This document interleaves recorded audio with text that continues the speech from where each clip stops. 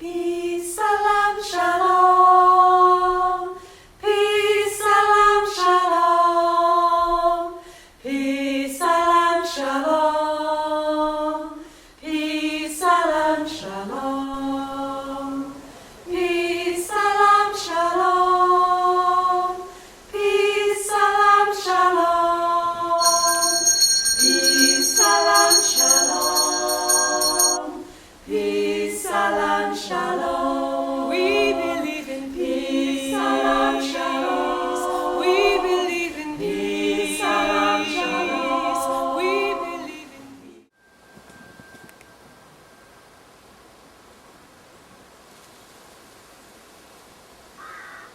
My father's house, Marsh Grange. As the crow flies scarce 5 miles across the fields with Dudden Sands. Marsh Grange, the only other home I have known. Feel my hand. See how it trembles. Firm sands are shifting. I shall look to my father's house, seek his blessings on our new path. Sorry I am that we will not, my husband and I, be able to greet you with a gentler family scene this afternoon. But I must, with your indulgence, be prepared to face his displeasure. His horse will soon stand snorting in the stable, himself call loud throughout the house. Yet the children remain to be fed, the servants to be summoned. Things can never be the same again.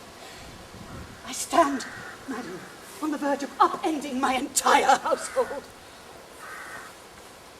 Yet we have been happy.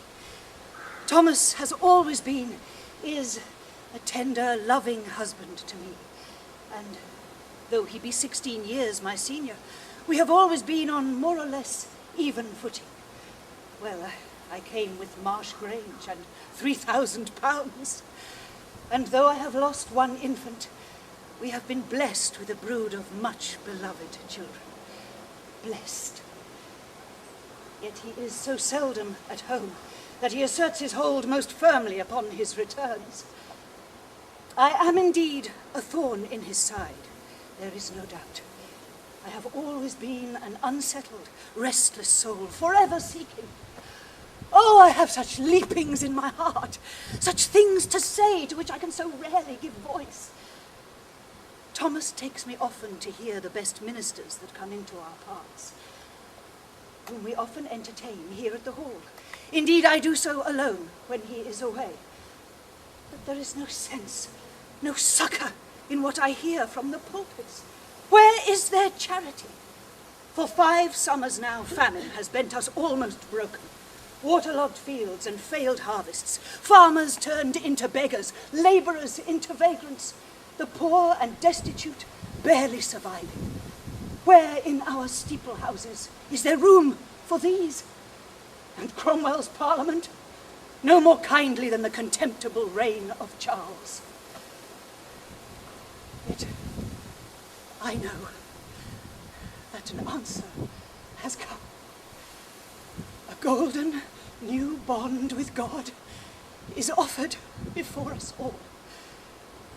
Oh, I thrill to the new hope, the light. It emboldens me.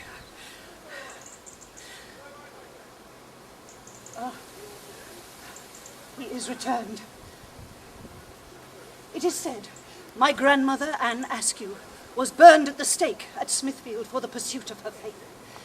I can tell you now, with certainty, I will follow her if I must, and with pride. It has come to this. I must either displease my husband or offend God.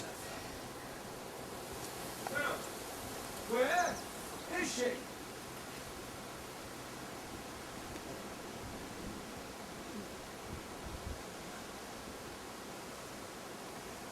Lampit and Sorry, tell me the whole house be bewitched. Bewitched? Then we shall all be hanged on Pendle Hill. I am greatly offended, Margaret, to be met halfway across the sands by my priest, tattling tales about my wife and some uninvited rabble-rouser. He is invited now, and he hath indeed roused me, yet no rabble that I can see. You will not make light of this, Margaret. Where is is everyone? No girlish caroling, no children squabbling on my return. It's unnerving. And he must have dumbfounded us all too. Thomas, I too was taken aback. I arrived home from walking abroad and found him ensconced in the parlour, the children, even the servants, entranced. He did not mind me at all, did not even remove his hat. And you took the rude scoundrel in? Or rather, he failed to budge. Something of a miracle boy, Lampett says. Defied our tides and survived. Aye, he failed to drown on his way here. That alone, you may tell Mr. Lampett, does not make him Christ-like. But they say you be beneath his sway. Seduced. I will not have it under my roof, Margaret. Thomas, he has travelled far. He heard abroad of our famously hospitable home, where you and I give ears and hearts together or alone. You so often come home to strange horses in your stable. Lampett says, the villain has persuaded my wife against her faith, against her flock, that in the wink of an eye she has switched allegiance. Your priest Thomas is full of fear and has much affrighted thee. Lampett and Judge Sorey say they no longer feel welcome here. You know well and for how long I have deplored Lampett and Sorey. Margaret, look at me. Who is this man? Who turns the face of my wife? He is a mere preacher, dearest. He has been travelling 4 years in the Midlands and Yorkshire.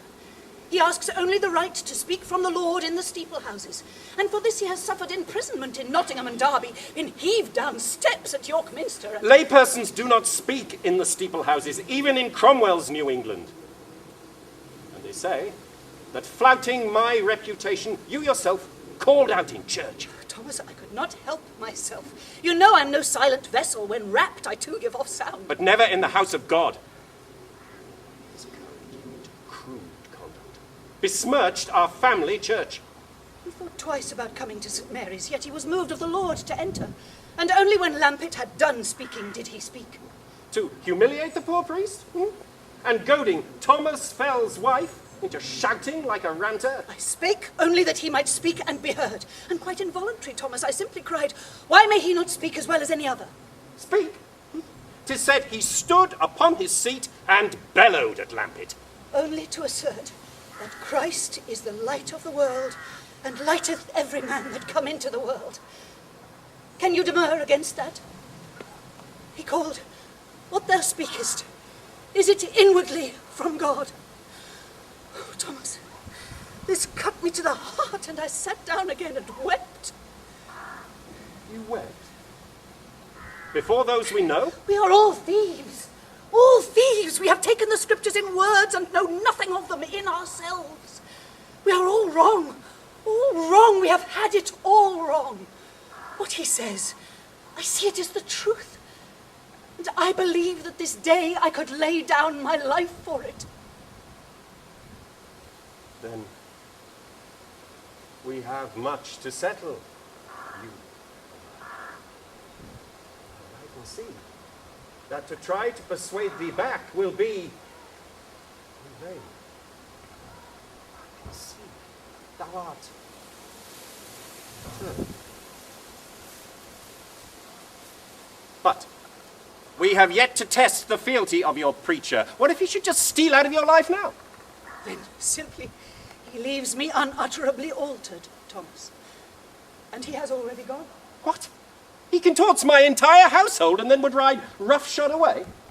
You know that he stands accused up and down the land of similar domestic sedition. You are not the first. I care not. Let there be others too. No doubt he has opened a pristine book for all of us that we have never read in. He is deranged, my darling. Informs my priest that God is in his belly. Spends years raging up and down the towns of England, eyes wild, hair tangled, haranguing the townsfolk. Woe to the bloody city of Lichfield. Aye, 'tis true. He has feared for his own stability at times. Yet he is quieted now. He has been moved unto a new peace. On Pendle Hill the Lord spake unto him, there is a great people to be gathered. What? Lurking in the flats of Furness? In our country he has been moved to sound the day of the Lord. We must rejoice. On Margaret Fell he persuaded over 1,000. Unruly Westmoreland rabble. He spoke to the seekers there of a new discipline. He shall devise a new school for Christ and call us Quakers and draw us together. Quakers? Tremblers at the word of God? Surely only so called in a magistrate's mockery. And your Mr. Fox means to adopt the name? Aye, Thomas. Margaret, this travelling minstrel you've adopted will never settle, simply stir up trouble and move on, leaving blinking folk in his wake. No, Thomas. He sits with folk to read the scriptures. He asks only an open heart and a willingness to find Christ's way together, to reunite, not divide us all men, high or low, without respect to rich or poor, great or lowly. Aye, without respect. With respect to all. Masters and mistresses shall now all be levelled. Margaret, I am Chancellor of the Duchy of Lancaster, Judge of the Northern Assizes. I cannot be levelled with those who come before me. Teach this trumped-up traveller to level my household. Where is he now? He has gone to speak among the people of Walney and Dalton. The boots of those rough merchants and ne'er-do-wells will show him. Oh, he will provoke mayhem in these parts. You mark my words. Oh, Thomas, be true to your own stature. He shall provoke only God's own republic, a new Jerusalem. The false old church shall be banished. With no help of mine, I cannot follow you there. Oh, Margaret, once mine. Always thine, Thomas.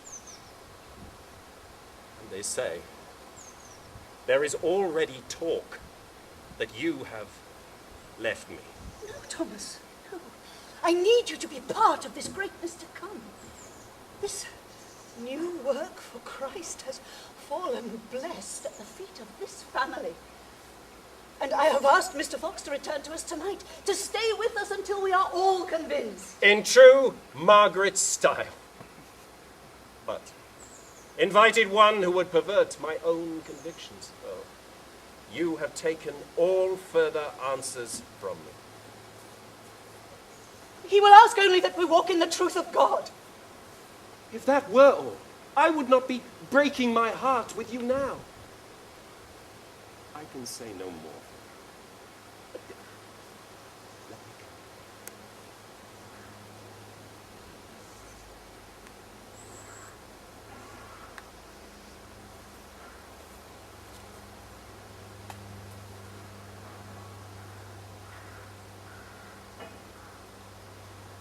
I have asked much of my faithful husband. Close cleft his heart in two. Yet I trust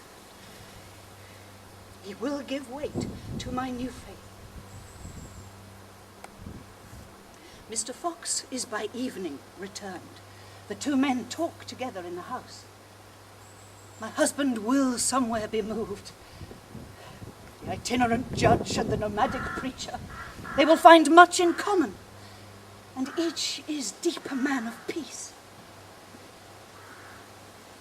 And on the morrow, my husband came to me.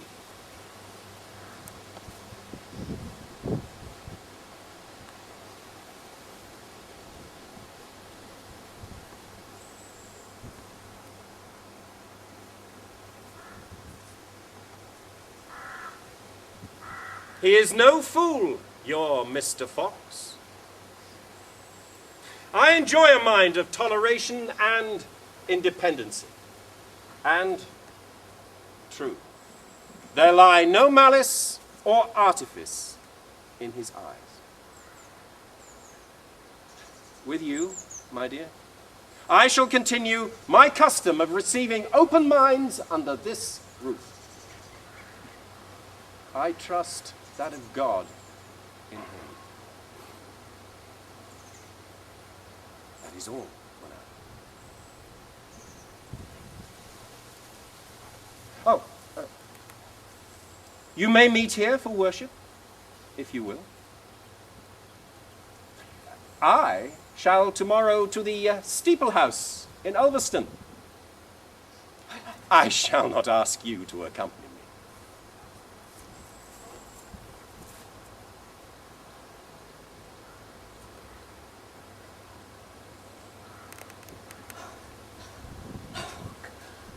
Great Lord, is thy goodness. Is it not, sir, madam? A house of the Lord shall this lovely Swarthmore newly become. Will you come and share in it with us?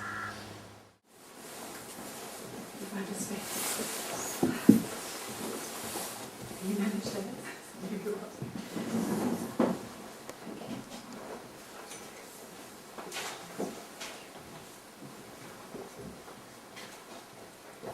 So, Margaret Fell, by her husband's agreement, is no longer of the parish of Ulverston.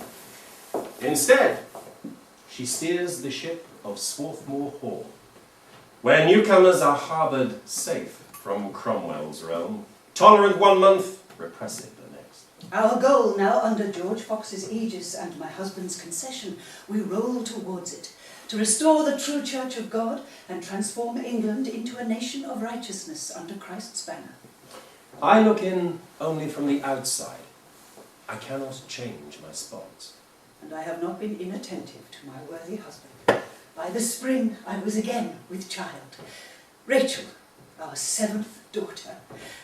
7, the biblical number of plenty. Plenty. Yet, a nursing mother once again, and a mother to all Quaker friends, writing to tell her of their experiences and to beg for her prayers. We have plotted a map of their movements so that all places can be covered with our preachers and teachers. A motley crew to begin with. The first meetings here dotted with a farmer or two, a handful of women folk, a white-haired old miner, and a state labourer. A fair representation of our world. Unknit your brow, good husband. Yet I still fear your fruitlessness in the face of what I now see as a barbarous parliament. Aye, the people are hounded. 2,000 Quakers presently in prison. 21 have died.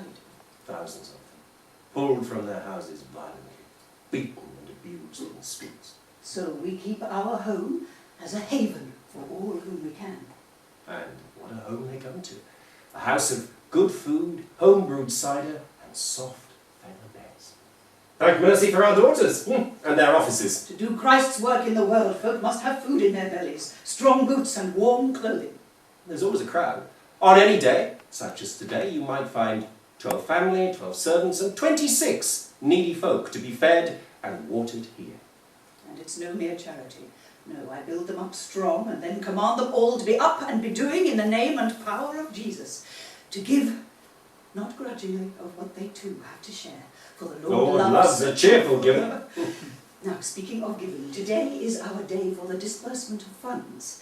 We are to wish well those who are to take the word out into the world on our behalf. And it all comes from the Kendall Fund, my wife's doing, and a fund to which she herself gives most generously, to support the travel and ministry of Friends. And it is the custom of this house that the women folk dispense the funds. Let us break with our tradition, Thomas. Why? Is the world not turned enough on its head already, my dear? Then one more turn cannot hurt it. You mean that you shall summon, I shall dispense? Aye, Thomas. You shall get the hang of it. Now, our friends who with our blessing are to broaden Christ's work in the world. First, John Story of Westmoreland. If you would, sir, to my husband. John, 7 shillings and 8pence. Hat and cloak for your travels. God bless thee. Elizabeth Coward of Kendal. Elizabeth, 10 shillings to travel to Venice. Godspeed thee. Quite right. Mrs. Coward, no call for the curtsy. Elizabeth. Thomas Home, weaver of Ulverston.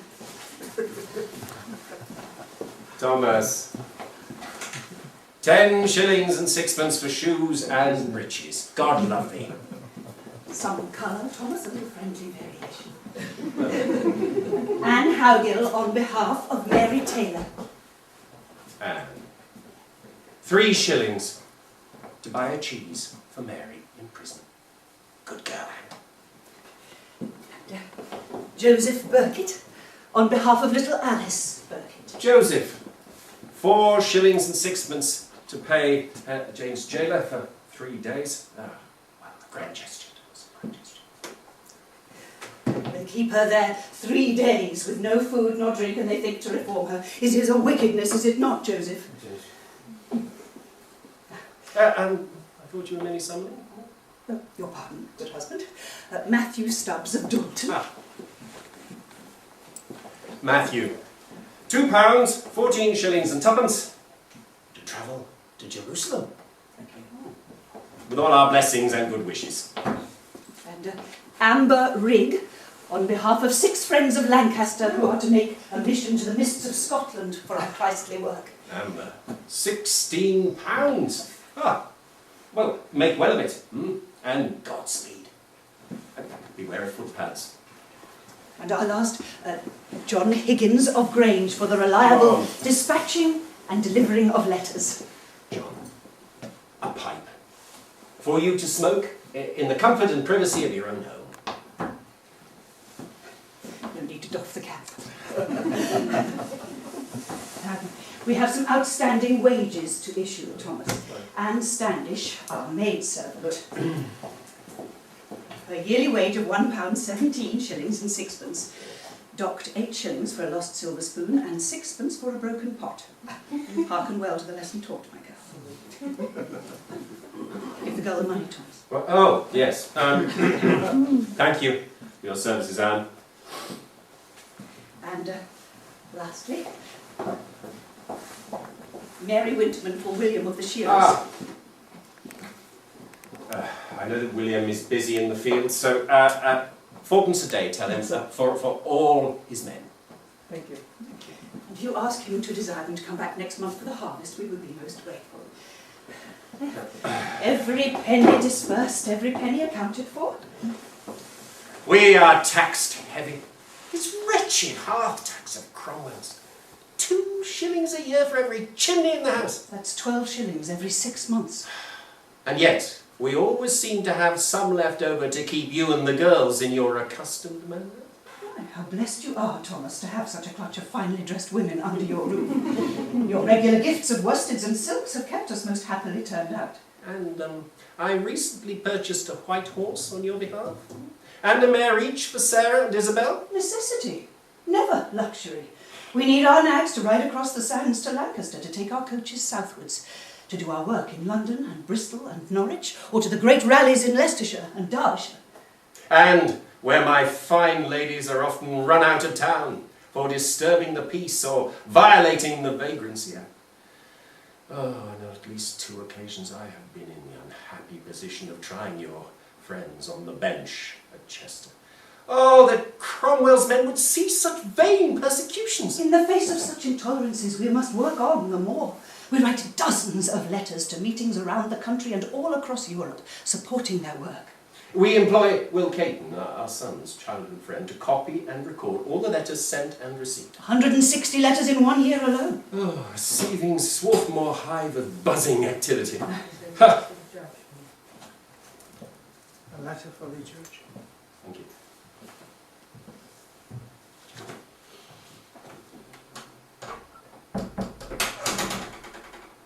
What is it, Thomas? It concerns our son in London. George is safely at his studies at Gray's Inn, is he not? Surely to God he thrives in the new air. He does not. He is drinking and brawling in the streets, all to be companionate with his cohorts. He has fallen into debt. He mocks the sun. I would he were convinced as I am. That he so mistrusts his now so altered mother, he is more like to have me convicted. He indeed flouts our models. I shall falter in my loyalty for him if he continues to affront us so. I shall entreat dear Will to go to London and do all he can, as his friend, to persuade him to better. Have we not blessed him abounding, fostered him close, watered and watched his blooming? We have provided sound nourishment all round. Have we not? We have busied ourselves with the lives of others. Aye. Instructed others to keep out of all vain jangling.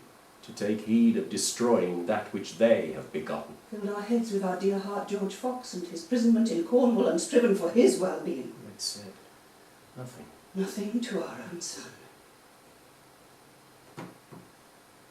must make amends. I will welcome him warm upon his return. More than this. More than this. I cannot do. I've strangely lost all energies.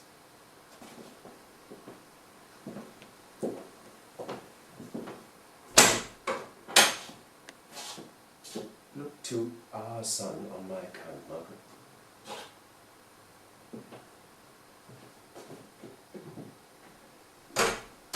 I must look to my husband. Forgive me, friends, if you will await me in the garden.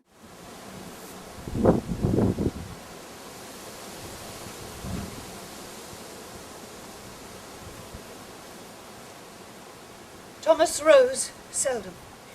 He emerged occasionally to sit in his study, the door to our meeting half open, half listening, only half convinced.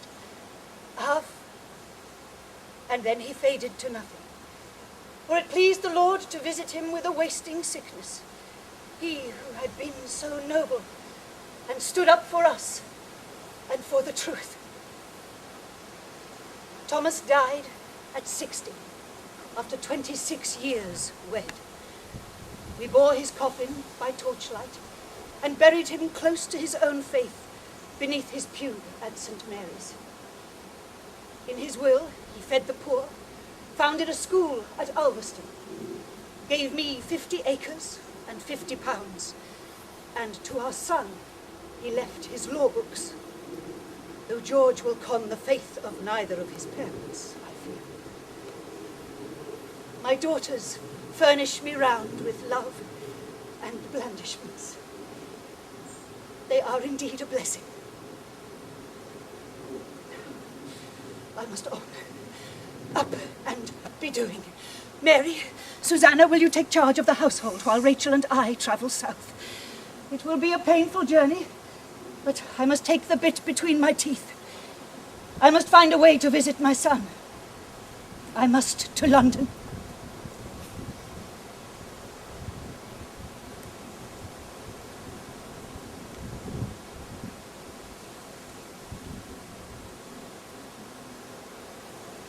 Margaret! Our comforter, how welcome you are.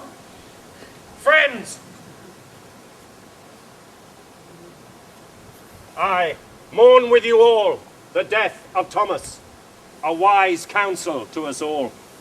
Would the country were blessed with such wisdom. Yet, be not disconsolate. Be comforted in the love and light of Christ. We do indeed feel our loss deep. Without our firm anchor, we are most cruelly cut adrift. But we shall now all be greatly buoyed up. Amid such troubled times, we must gird ourselves together. Without Thomas's sanction of our work, I fear our safer shell may smartly be broken. It is an open door to tyranny that we now have neither a Puritan protector nor a convinced king. No protector indeed, at home or abroad. Yet Charles II promises liberty to our tender consciences. The new king has no firm faith. He may not honour his promises with no God of his own to fear. I must to London. I am to visit my... Well, we shall journey together, build our Quaker family anew. We shall set up women's meetings. Aye, we will work together. We will help women look to the education of their children. See to it that children are trained up in the fear of God, that none, neither others nor our own, indulge in looseness and evil. Train young people in the worthy use of their spiritual gifts. We shall keep children from mixing more than necessary with the world. Aye, we must indeed. And we will urge women to marry within our society and not out of it. See to it that our marriages are made safe, civilly recorded before a justice of the peace. Trusty work for the good of all, and to keep our movement strong in the face of turmoil and tumult. Not all will understand our enterprises. Some already call I am me... already called a meddler. They smite me deep, say I am too close to. Be good and godly to all, and we will topple their gossip. I cannot hope to be loved by all. We have Quaker friends, plenty in prison. We know almost none at liberty. We must put our shoulders to the task. Before we had finished our discourse, a crowd of officers seized him, led him away. Faces I knew and loved amongst them. Had Thomas been here, these faces would never have dared.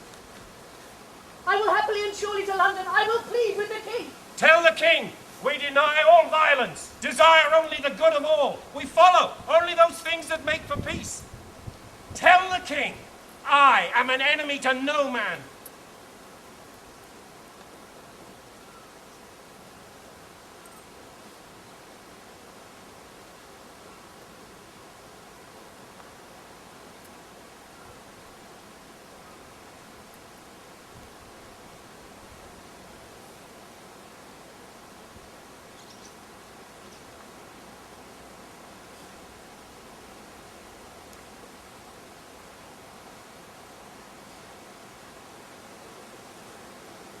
He is an enemy to no man.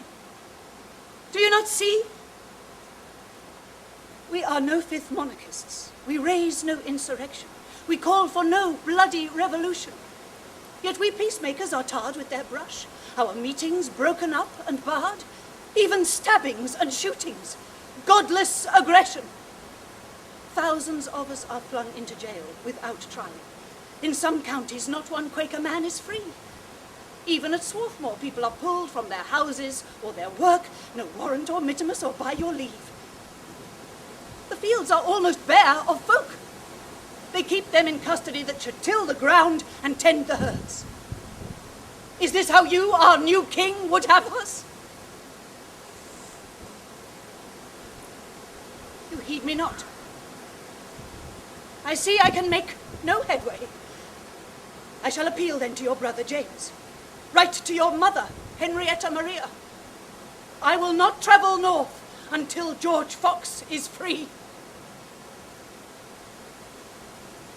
At last, he yields, though not to me, to one far prettier and more influential than I.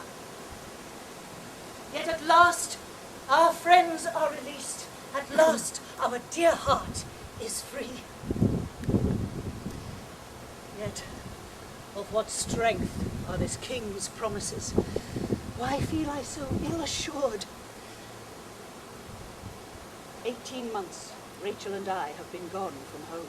Trouble will surely flare again.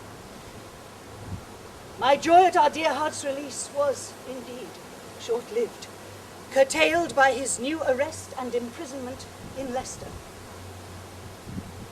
I set off to tend to our needy families and travelled 1,000 miles from Devon to Northumberland, only to be summoned across the Pennines to be with my daughter Bridget in her last confinement. Bridget, my most beloved Bridget, has died in childbirth, and her new son soon after. Though Bridget would have denied me none of them, I would walk that 1,000 miles 1,000 times over to have her and her infant son alive once more. I will bury them close to me, here, in the orchard. Yet while I know that woes aplenty still lie in wait for me, I feel sure that with our new bearer of Christ's cross to hold me aloft, I shall endure them. Dear heart.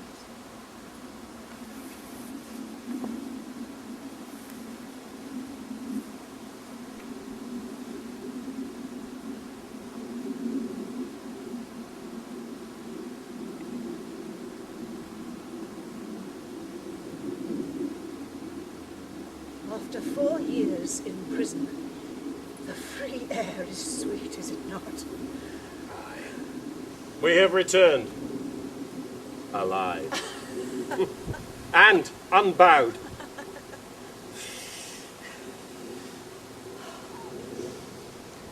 "4 years. And I doubt not that my George was behind it. I had more success at softening a king than a son. Am I myself too stony? The girls and will call thee a tender-hearted mother, entirely beloved. Did I applaud Will too loud, treat him too much as my own son? George's warm eyes flickered and faded, close following my arrival in Ulverston. His heart was drawn aside from the truth, hard on the heels of our ordeal at the hands of that vicious local mob. You said wise things to him.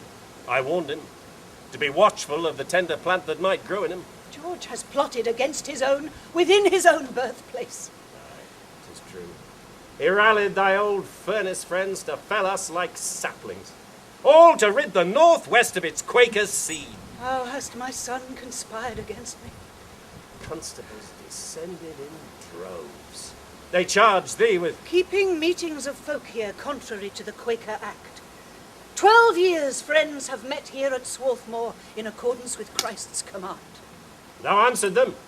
While it pleaseth the Lord to let me have an house, I shall always endeavour to worship him in it. And then they charged us both with refusing to take the oath of allegiance and supremacy. Swear not at all, was the command of Christ. And whilst I was jailed to await the March Assizes, thou wast dispatched across the sands to Lancaster. I stood my ground. Thou spake. What law have I broken? I am clear and innocent of wronging to any man on earth as my little child that stands by me here.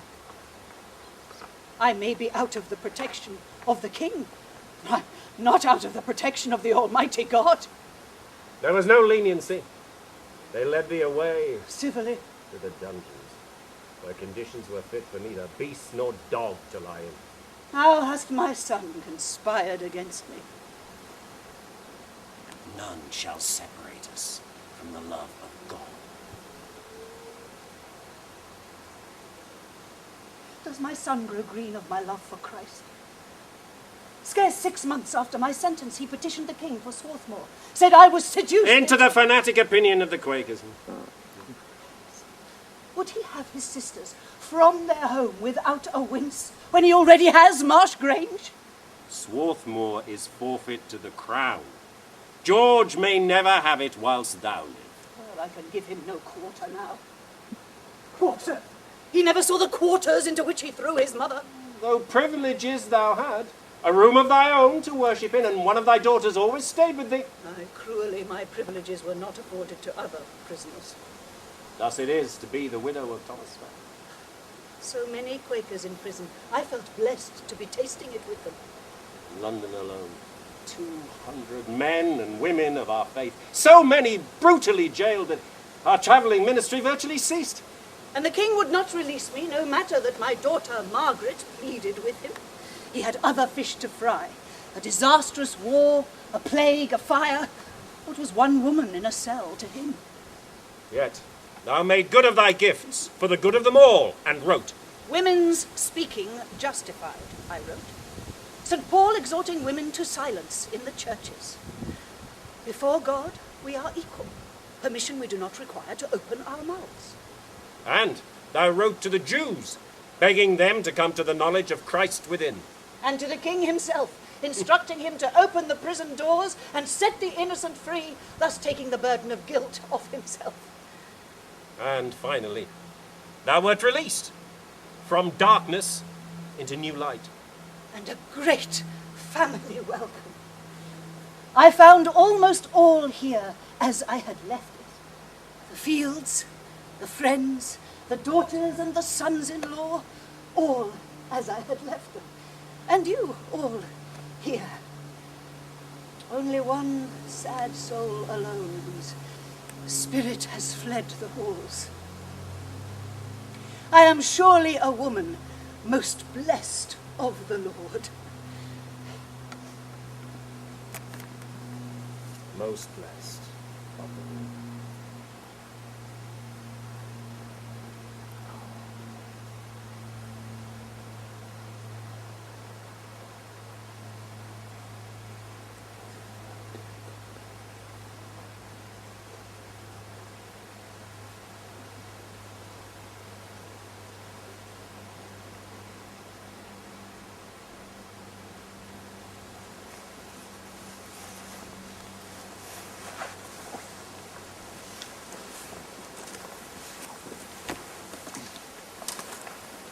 So, thou art now free. Aye, Return to thy home. aye. We have much great work to do together amongst our friends. Well, we are crying out for a new unity. Aye, we are. So many have died, or still languish in prison. Aye, they do. Gossip and tattle about thee and me aid not our cause. Nay. Thy husband has been gone 11 years.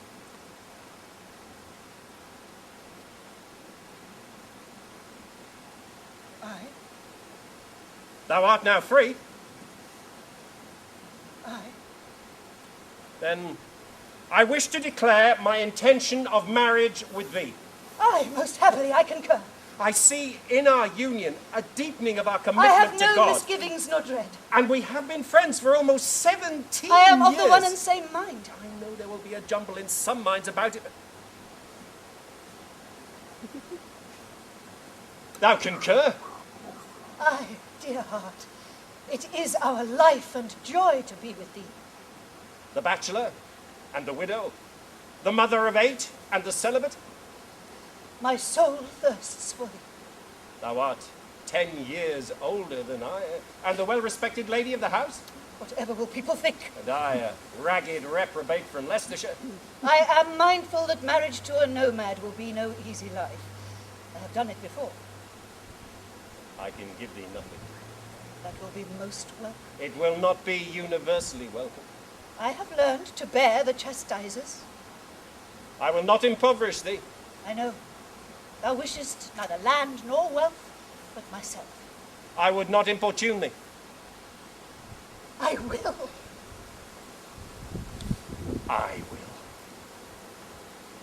It is the Lord's work. And we are but witnesses.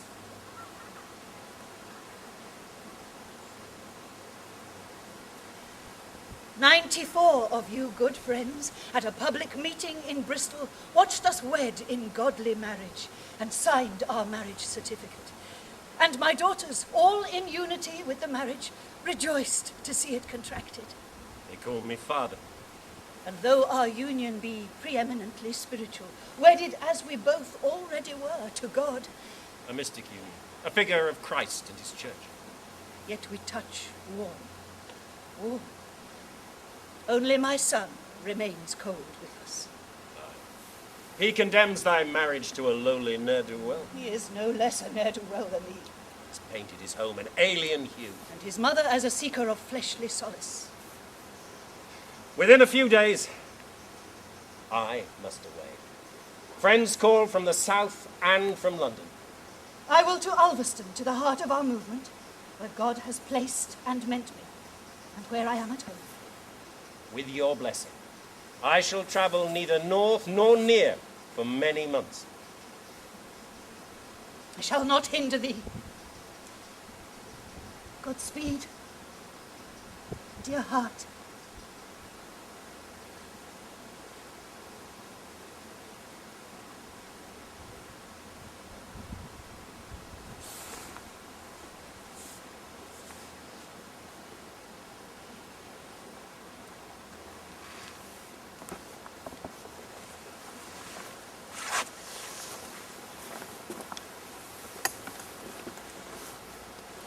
Thus, I, Margaret Fox, came home alone, only to walk less than 14 days later into the hands of my old enemies, once again broiled into action by my son. It was as I feared. George once again prodding his mother into prison, egged on by his portly wife. He offers me, his own mother, £200 to leave Swarthmore. If I refuse his generous offer, the bailiff of the sheriff will pull me bodily out and cart me to Lancaster. Haled out of my own house by my own son!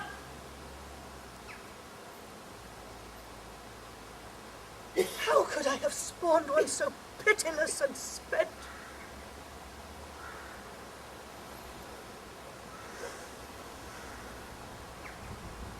I was jailed in Lancaster for yet another year,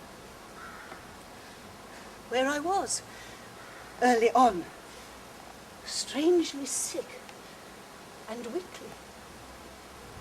I have had 9 confinements. I should know myself when I am fallen, and others also thought it so. A holy seed? I believed it to be so. It is the spirit that gives life. My soul doth magnify the Lord. Or was the spirit of delusion upon me? A midwife was called, yet all proved wind and wishful thinking.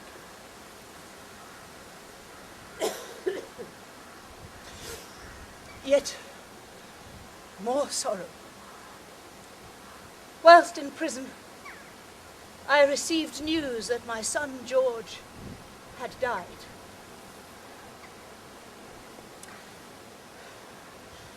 "32 years old. Yet an infant to me. My own son and my jailer. If only I could have... Oh, my baby, my baby. He is gone from me. He would not thrive no matter all I could give. Place him in the warm, deep earth where my heart goes to.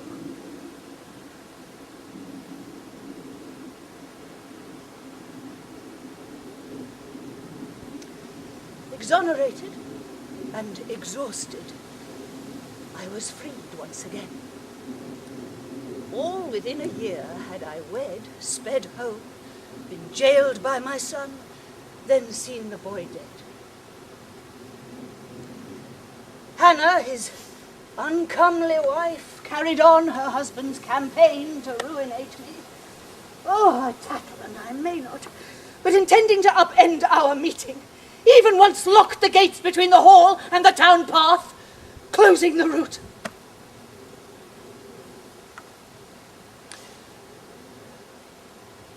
But I must not. Put your hands to the work and your shoulder to the burden. The task. The first Swarthmore women's meeting. Get it up and doing. And in the wake of this work, did Rachel and I travel over 300 miles around Yorkshire, visiting meetings from Wharfdale to Whitby, from Settle to Scarborough, tending to our flocks. Our dear heart did not return to us for several years, ill and broken after thousands of miles traveling in Barbados and America, his hearing and sight much diminished.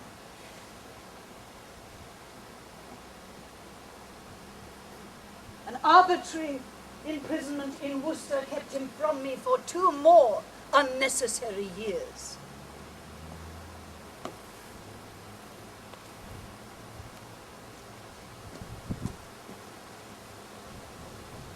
I have travelled here, humbled and hampered in a coach. Not strong enough for horseback, my swollen joints.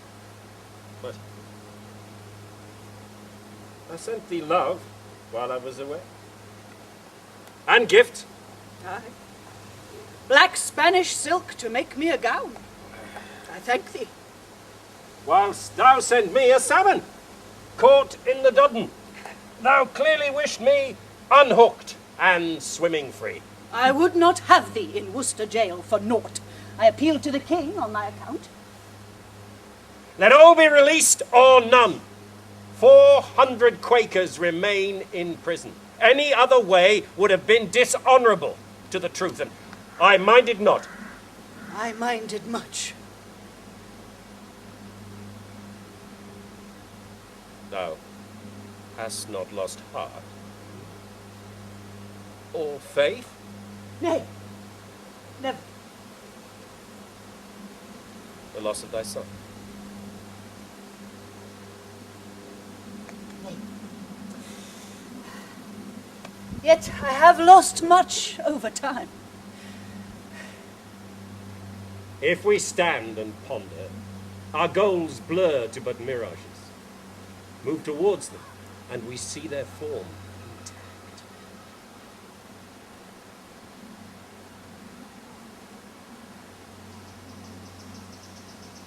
But I wish to indulge us for a moment.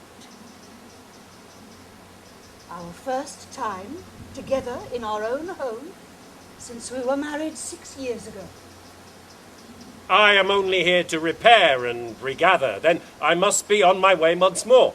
I will feed you up with anchovies and olives, oranges and lemons, cider and beer. The girls will see it so. Sarah, Isabel. I have scarce been still for 32 years. I cannot begin now. Sit, read, refresh, and then I will release you again.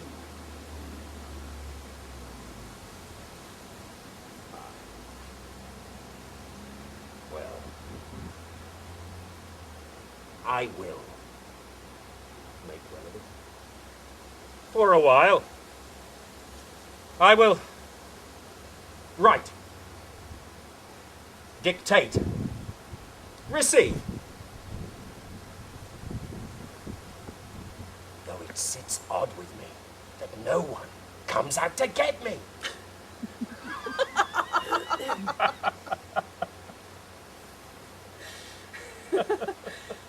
I too feel much ill-fitting and alone. Excellent. Let thyself be thus. A lone beacon of light, pointing the harbours of Christ and his kingdom to all. Aye. I will. And I will, as my first duty, instruct Sarah and Isabel to make us a feast of salt beef. A fine feast as befits this great house. Come with me, if you will.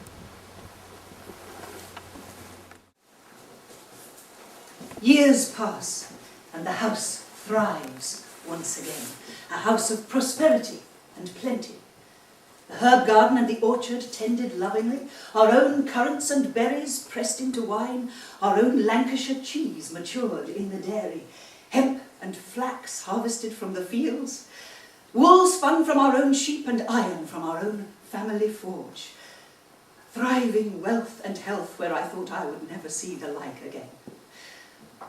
Our dear heart is returned to London after a journey to Holland with my daughter Isabel, where they travelled with William Penn.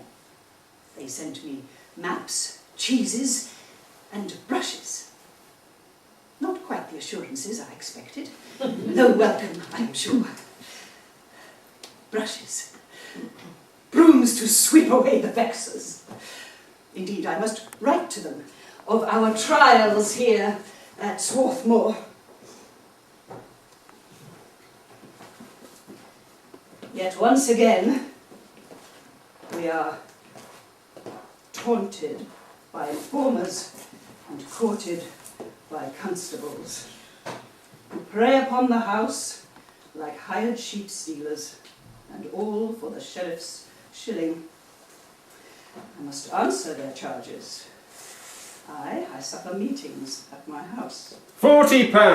I do speak and pray in my own home. £60. My cattle seized worth £70. 24 head of cattle, and the ruddy sheriff taking the fattest ox for his own table. That was indeed the keenest cut of all. 16 days imprisonment for absenting thyself from the steeplehouse, and a further 3 weeks in Lancaster because thou wouldst not take oaths or pay tithes. Oh, I am much abused. And worst of all, they call me Margaret Fell, widow. As if I were not wed at all. As if my marriage to my dear heart were but in my mind, when we have been wed these 14 years. Where is my wise counsel now?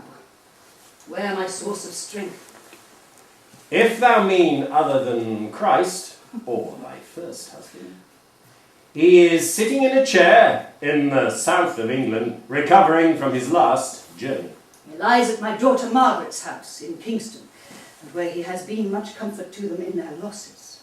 Thy daughter and son-in-law have seen 5 children into the grave, and 8-year-old Bridget to the smallpox. Isabel, too, has had her losses. I also mourn their great loss. I cannot be there, though I'm with them in every fibre of my being.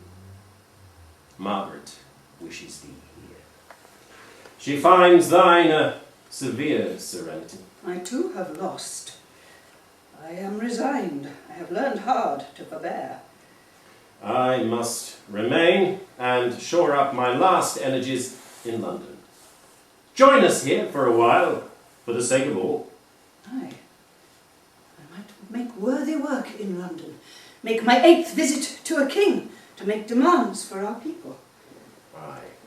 Work for the greater good, not merely my weak state, but soften thy style, if not thy cause.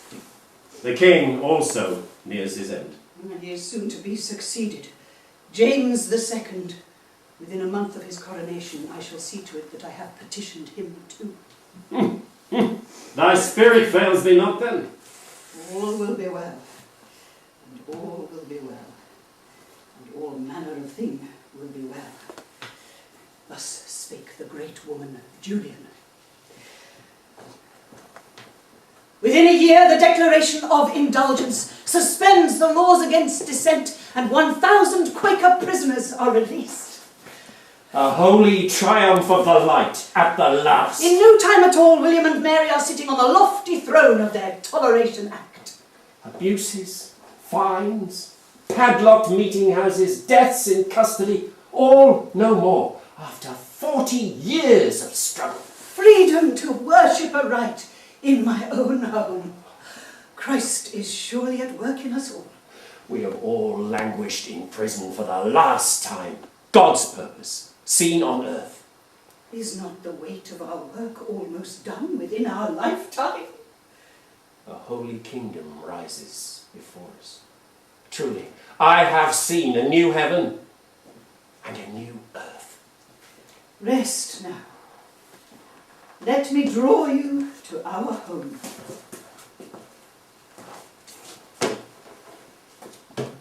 I shall return briefly to Swarthmore. Then I must away once more.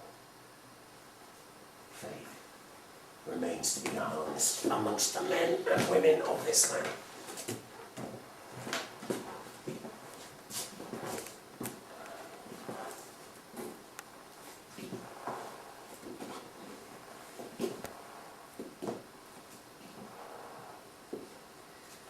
Accept it or not, as you will, that a man in such a condition could get back onto a horse. He fears he loses his strengths if he tarries too long. Back into the saddle with you, then. Against our first intention, we have spent 2 years here as man and wife at Swarthmore. And for the most of it, you have been like a working dog leashed up in a bare yard. Your instinct for deeds may be undiminished, but your body is close spent. Take comfort from our watchword. To love all, thou must forsake all, and be as a stranger unto all. To Sedbergh and Westmoreland, then, to sites of your early northern successes, but to London once more is surely... I crave no earthly home, and I cannot sit still. while faith remains to be harnessed amongst the men and women of this land, despite our recent royal assurances.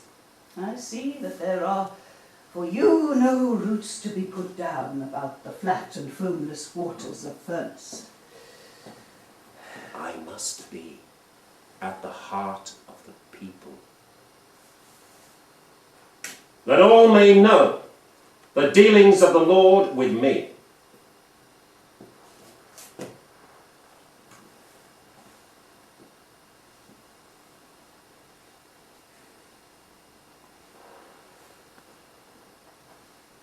Off you go then.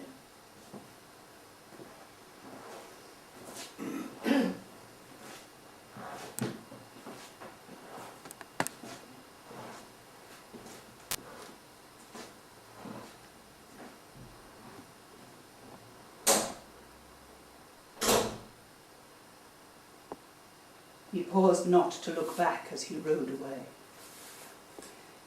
As his horse turned towards the south, his spirit soared and his blood pulsed all around. Yet it was not long before I was called upon to saddle my own horse to travel to London to be with him. I rode across the sands to Lancaster to hire a coach according to my custom. I gave what help I could. Indeed, I found him in better health and strength than many times I had seen him before. He was in good hands when I left him to return north, in what was to be his last illness.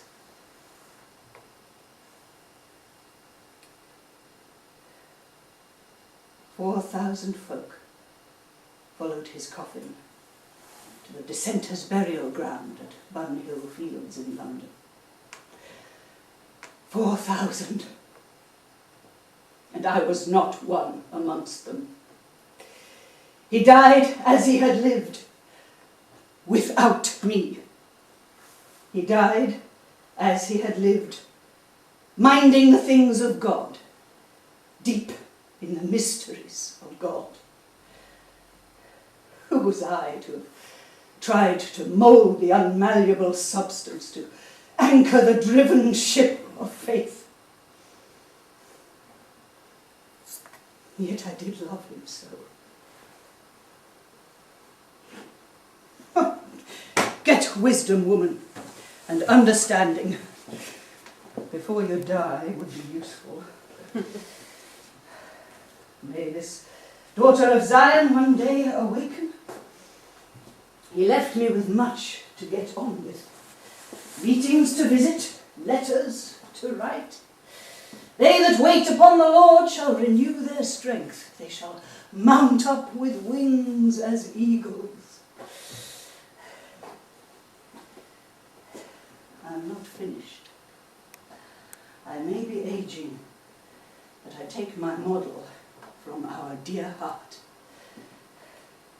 I journey on one more time to London to take a letter to the young King William, thanking him for his gentle government and gracious acts. A good boy, a worthy mother's son, a good son.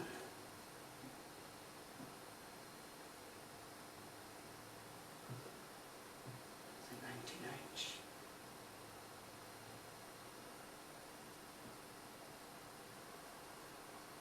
Grant not that you see me as too smooth a pearl lodged in these sands.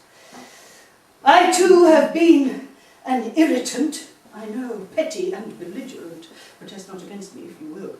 I have been all-embracing yet divisive, all-accepting yet rigid, capable of great love and yet unwilling to follow where love was bleating loud in me. And yet the women of Galilee were driven by love. I will not suffer you to eulogize me. I will go quiet and contrite to my grave. Find the place we've crossed the common at sunbreak. Find the grave you may not. nor those of my grandchildren. No stone shall mark the place. 1702. 88 years of age. Of a sound and perfect memory. Now there's a curiosity.